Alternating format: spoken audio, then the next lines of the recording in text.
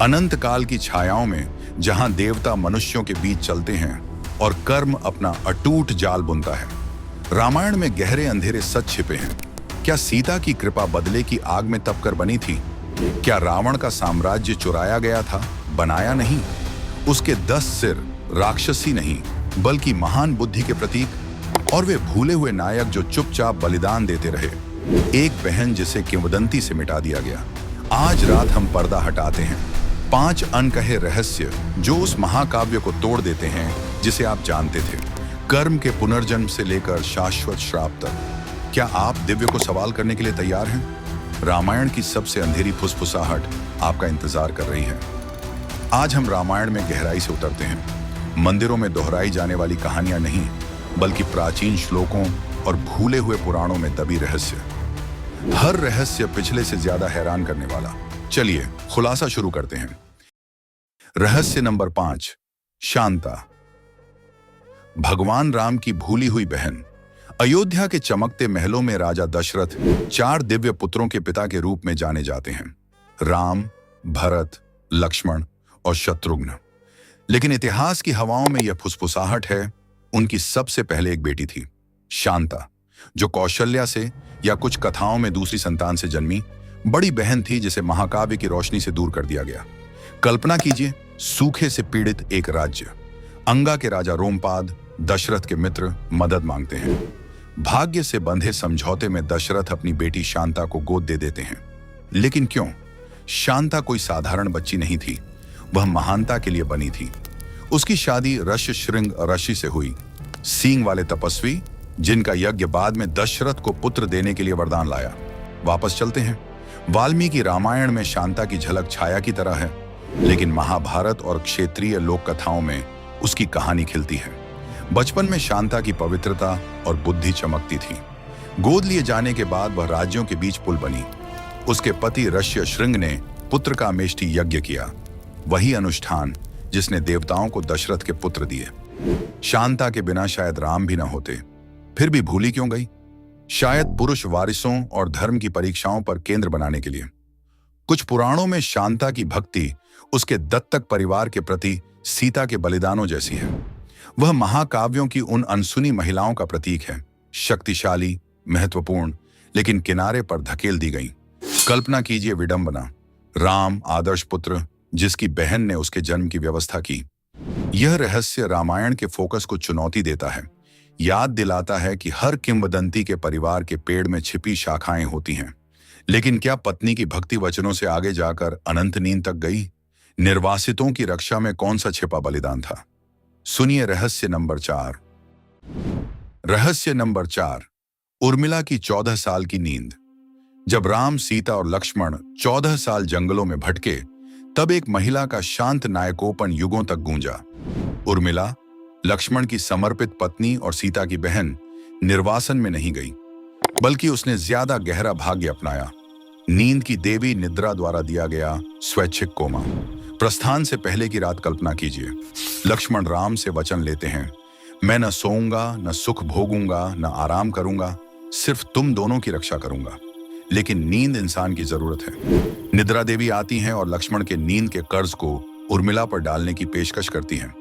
बहादुर और निस्वार्थ उर्मिला सहमत हो जाती हैं और अयोध्या के महल में 14 साल की लगातार नींद में चली जाती है। यह कहानी क्षेत्रीय रामायणों जैसे अध्यात्म रामायण और लोक कथाओं में जीवंत है, जो बलिदान के विषय को उजागर करती हैं। सीता की परीक्षाएं प्रसिद्ध हैं, लेकिन उर्मिला की अदृश्य है। उसका शरीर सोया रहा, उसकी आत्मा शायद सपनों में घूमती रही ताकि पति जागते रहें। लौटने पर निद्रा उर्मिला को जगाती है जब लक्ष्मण आखिरकार आराम करते हैं। क्यों अनकही? यह सहायक पात्रों के बोझ को दिखाती है जो मुख्य नायकों की छाया में दब जाते हैं। हिंदू दर्शन में यह धर्म के प्रभाव को दर्शाता है। एक का कर्तव्य दूसरे की समर्पण मांगता है। उर्मिला मौन स्तंभ की मिसाल बन जाती है, उसकी कहानी हवा में फुसफुसाहट। यह रहस्य रामायण के जुड़े भाग्यों का जाल दिखाता है। लेकिन कल्पना कीजिए, एक राक्षस राजा की बुद्धि देवताओं से टक्कर लेती है। उसके कुख्यात सिरों का असली मतलब क्या है? तैयार हो जाइए रहस्य नंबर 3 के लिए। रहस्य नंबर 3, रावण के 10 सिरों का प्रतीकात्मक अर्थ। लंका के 10 सिर वाले राजा रावण को राक्षस दिखाया जाता है, लेकिन मिथक को हटाइए तो उसके सिर विकृत अंग नहीं बल्कि बेजोड़ बुद्धि के प्रतीक हैं। वाल्मीकि के श्लोकों और पुराणों में वे 4 वेदों और 6 शास्त्रों पर महारत दर्शाते हैं।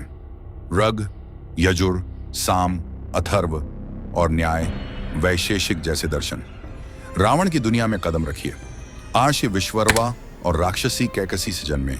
वह सिर्फ विजेता नहीं थे, शिव भक्त। उन्होंने शिव तांडव स्तोत्र रचा, इतने शक्तिशाली श्लोक कि विनाशक देवता भी प्रभावित हुए। उनकी वीणा की धुन स्वर्ग को मोहित करती थी। 10 सिर, ब्रह्मा का वरदान, बौद्धिक श्रेष्ठता का प्रतीक, शाब्दिक बहुलता नहीं। युद्ध में वे फिर उगाते, अहंकार की स्थिरता दिखाते। फिर भी यह ज्ञान उसके घमंड का कारण बना। रावण को खगोल, चिकित्सा, युद्ध कला का ज्ञान था। उसने इन पर ग्रंथ भी लिखे। कुछ व्याख्याओं में उसके सिर 10 इंद्रियों या दिशाओं को दर्शाते हैं। ब्रह्मांडीय जागरूकता, लेकिन धर्म संतुलन मांगता है। सीता का अपहरण उसकी तबाही का कारण बना, साबित करता है कि सद्गुण के बिना बुद्धि विनाशकारी है। यह रहस्य खलनायक को इंसान बनाता है, रावण को दुखी विद्वान राजा दिखाता है। यह काले सफेद नैतिकता को चुनौती देता है, खलनायकों में गहराई देखने को कहता है। रोचक है ना? लेकिन क्या सुनहरा लंका उसने बनाया ही नहीं था? चुराया हुआ सिंहासन रहस्य नंबर 2 में इंतजार कर रहा है। रहस्य नंबर 2, लंका रावण ने नहीं बनाई। सोने के महल और रत्नों के बागों वाली भव्य लंका रावण की शक्ति का प्रतीक है, लेकिन सच तो यह है कि उसने एक ईंट भी नहीं लगाई। स्वर्गीय वास्तुकार विश्वकर्मा ने लंका बनाई।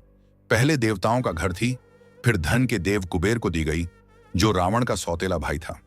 रामायण और लंका की किंवदंतियों में कुबेर इस स्वर्ग से न्यायपूर्वक राज करता था। रावण ईर्ष्या और महत्वाकांक्षा से भरकर शिव के वरदानों से युद्ध करके कुबेर को भगा देता है। वह पुष्पक विमान, उड़ने वाला रथ भी लूट लेता है। लंका की शान, दिव्य डिजाइन, राक्षसी प्रतिभा नहीं। वाल्मीकि और उत्तरकांड से यह विवरण हड़पने के विषय उजागर करता है। रावण का साम्राज्य विजय पर टिका था, वास्तविक ऐतिहासिक सत्ता बदलावों जैसा। श्रीलंकाई लोक कथाओं में लंका प्राचीन सभ्यताओं से जुड़ी है, पुरातात्विक रहस्य जोड़ती है। यह रावण को सृष्टिकर्ता नहीं, आक्रमणकारी दिखाता है।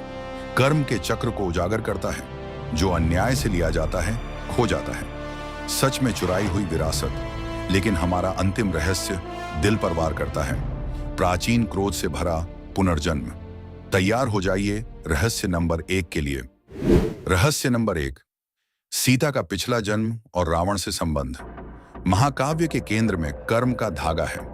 सीता सिर्फ जनक की मिली हुई बेटी नहीं थी।